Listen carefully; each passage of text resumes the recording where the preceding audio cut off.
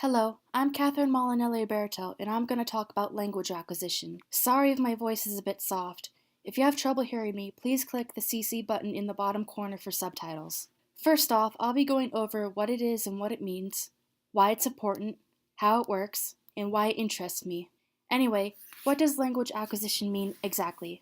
The definition of it is the process of how people develop the ability to understand and use language, or you could just say that's how we learn how to communicate with others. Language acquisition is important because being able to communicate with other people is absolutely necessary for you to function as a person. There are two types of language acquisition: first language acquisition and second language acquisition. They both work differently, but they both share the concept of perception before production, which means that you have to understand the language before you use it. I'll be going over first language acquisition first. First language acquisition is how a person learns their native language.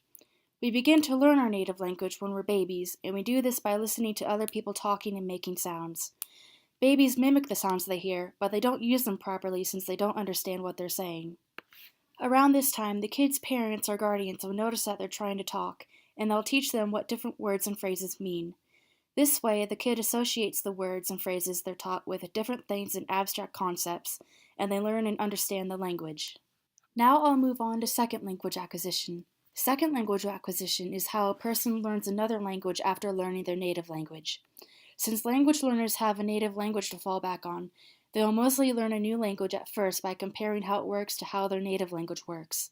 Those who are learning another language will learn more quickly the more immersed they are in their language environment. Anyway, there are 5 stages to second language acquisition defined by Judy Haynes.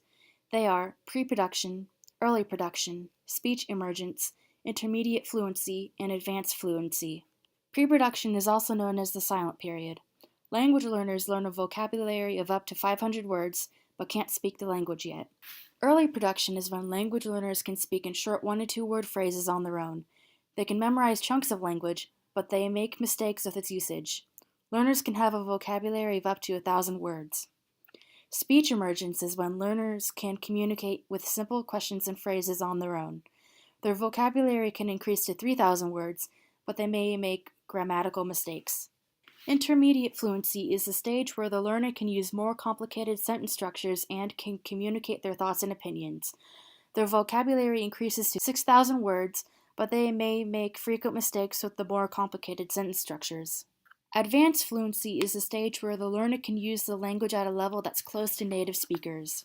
While a person is learning another language, they develop something called an interlanguage.